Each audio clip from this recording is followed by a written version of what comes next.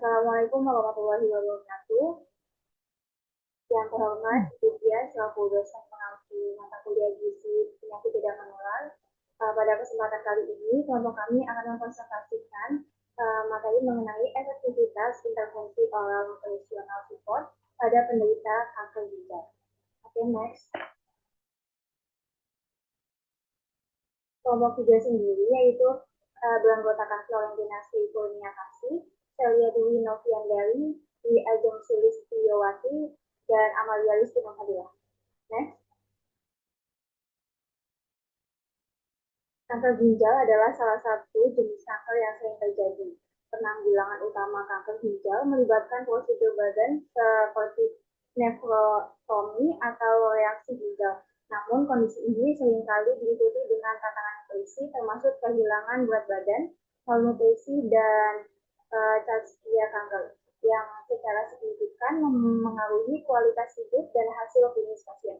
Malnutrisi pada pasien kanker ginjal dapat memperburuk respon tubuh terhadap pengobatan, meningkatkan resiko komplikasi pasca operasi, serta memperpanjang masa pemulihan. Dukungan nutrisi oral telah diakui sebagai strategi penting untuk mengatasi tantangan ini.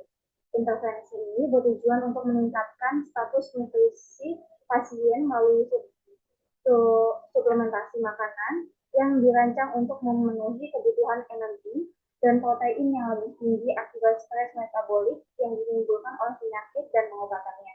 Beberapa penelitian menunjukkan bahwa dukungan nutrisi oral dapat meningkatkan toleransi pasien terhadap terapi kanker, memperbaiki fungsi imun, dan mengurangi komplikasi pasca operasi.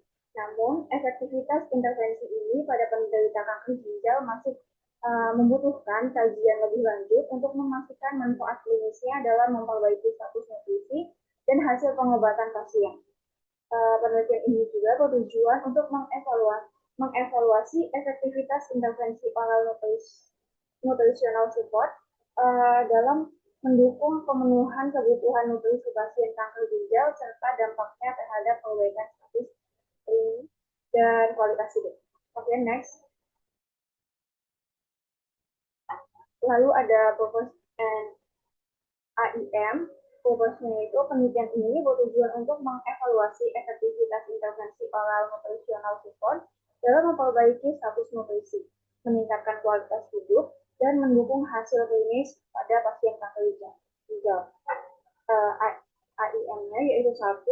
Mengkaji pengaruh intervensi oral nutritional support terhadap pemenuhan kebutuhan energi dan protein pada penderita kanker ginjal. Yang kedua, untuk menganalisis dampak intervensi terhadap status klinis termasuk fungsi imun, toleransi pengobatan, dan komplikasi pasca operasi. Yang ketiga, yaitu untuk mengevaluasi perubahan kualitas hidup pasien selama dan setelah penerapan intervensi oral nutritional support.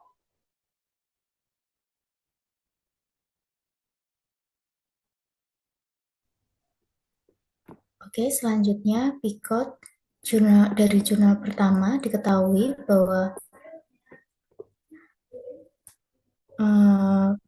population-nya dari jurnal pertama adalah pasien dewasa yang didiagnosis dengan kanker ginjal dengan menghadapi resiko atau telah mengalami malnutrisi. Untuk intervensinya yaitu pemberian oral nutritional support termasuk suplementasi energi dan protein yang disesuaikan dengan kebutuhan nutrisi pasien kanker. C-nya, pasien yang hanya menerima diet standar rumah sakit tanpa tambahan oral nutritional support. Outcome-nya adalah pemberian status nutrisi, indeks massa tubuh, kadar albumin, dan parameter nutrisi lainnya, peningkatan kualitas hidup berdasarkan sektor validasi, dan waktunya adalah evaluasi dilakukan selama 4-8 minggu setelah dimulainya intervensi. Next. Untuk PICO jurnal kedua yaitu population-nya pasien dewasa dengan kadar ginjal yang mengalami atau beresiko malnutrisi. Intervensinya pemberian oral nutrition support termasuk suplementasi energi dan protein yang disesuaikan. Untuk outcome-nya C-nya diet standar tanpa tambahan oral nutrition support, outcome-nya pemberian status nutrisi dari IMT, albumin, dan lain-lain, peningkatan kualitas hidup berdasarkan sektor validasi, yang ketiga penurunan komplikasi pasca operasi. Untuk waktunya, evaluasi dilakukan rentan waktu 4-8 minggu setelah intervensi.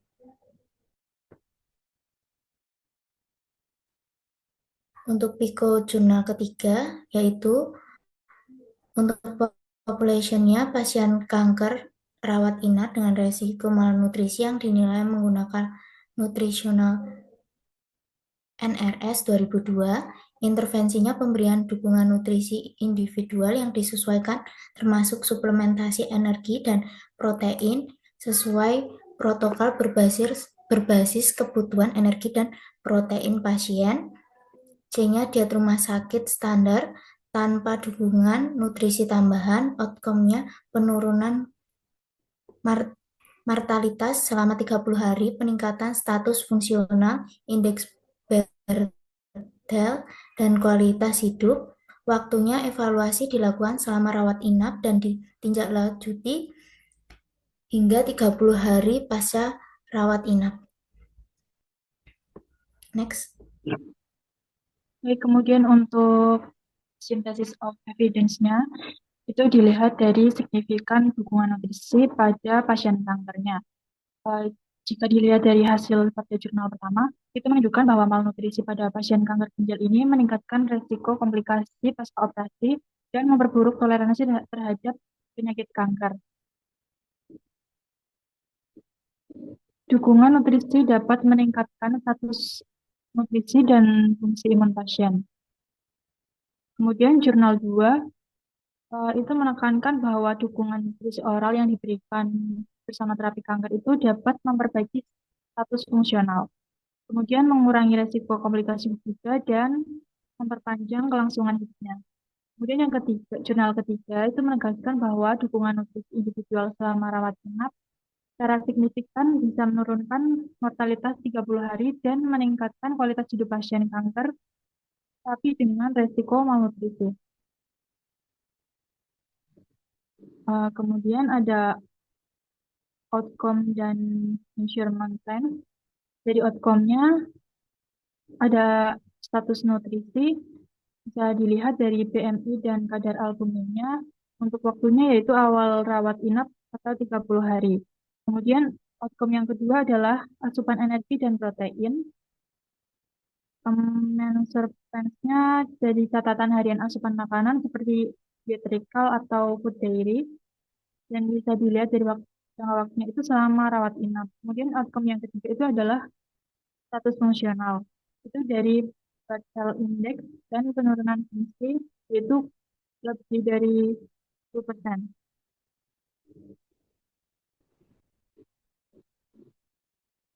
Kemudian ada metode untuk jurnal 1.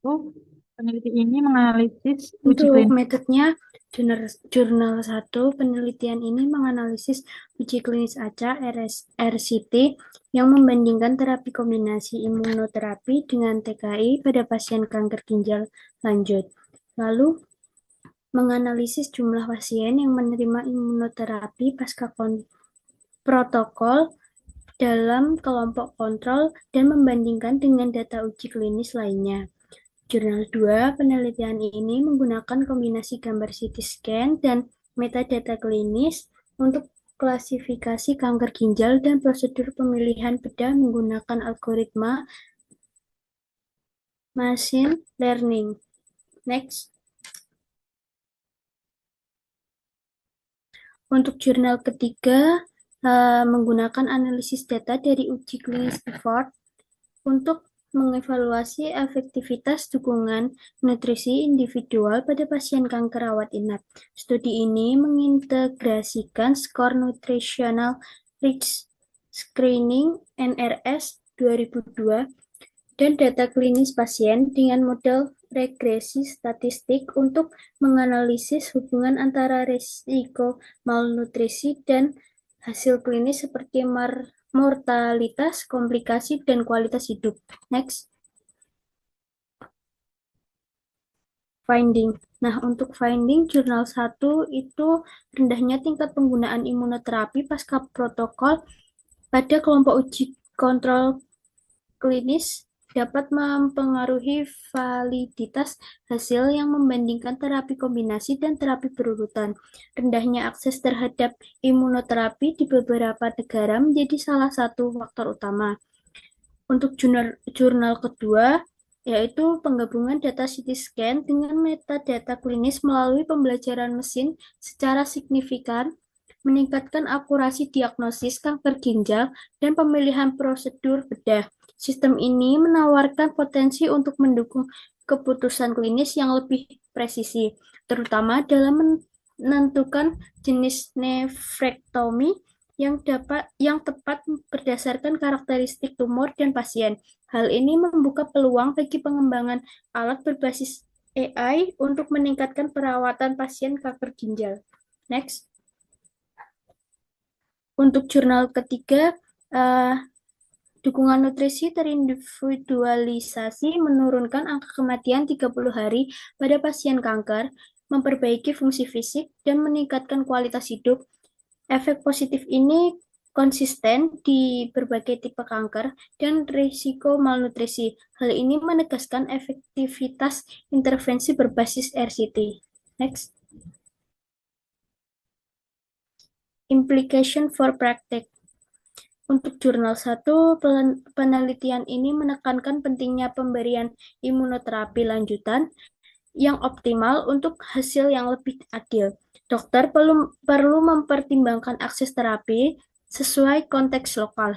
Desain studi ke depan harus lebih mencerminkan kondisi praktik nyata. Next. Untuk jurnal kedua, jenis anestesi inhalasional atau intravena tidak mempengaruhi imunitas seluler secara signifikan pada operasi kanker ginjal, sehingga pemilihannya dapat disesuaikan dengan kondisi klinis. Untuk jurnal ketiga, dukungan nutrisi terindividualisasi selama rawat inap mengurangi mortalitas dan meningkatkan kualitas hidup pasien kanker beresiko malnutrisi, mendukung screening dan intervensi nutrisi dalam manajemen kanker. Next. Kesimpulannya, ketiga jurnal menunjukkan bahwa dukungan nutrisi oral yang disesuaikan dengan kebutuhan pasien kanker ginjal efektif dalam meningkatkan status nutrisi, mengurangi komplikasi pasca operasi, serta meningkatkan kualitas hidup dan kelangsungan hidup pasien. Intervensi nutrisi yang tepat membantu menurunkan mortalitas dan perbaiki fungsi imun serta fisik pada pasien dengan resiko malnutrisi.